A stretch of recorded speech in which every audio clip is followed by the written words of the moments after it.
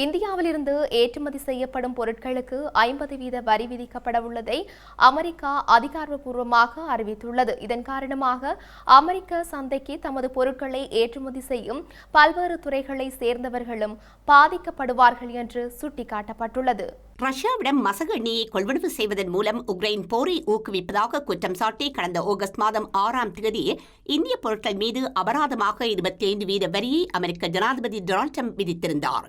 இந்த நிலையில் Donald Trump ஏற்கனவே அறிவித்தபடி இந்தியாவிலிருந்து அமெரிக்காவுக்கு ஏற்றுமதி செய்யப்படும் பொருட்களுக்கு மேலதிகமாக 25% வரி விதிக்கப்படுவதாக அமெரிக்கா அதிகாரப்பூர்வ அறிவிப்பை வெளியிட்டுள்ளது.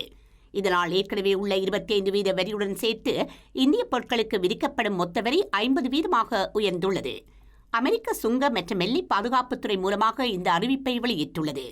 இந்த புதிய வரி விதிப்பு நாளை ஆகஸ்ட் மாதம் 27ஆம் தேதி அதிகாலை 12:01 முதல் நடைமுறைக்கு வருமென அந்த அறிவிப்பில் தெரிவிக்கப்பட்டுள்ளது.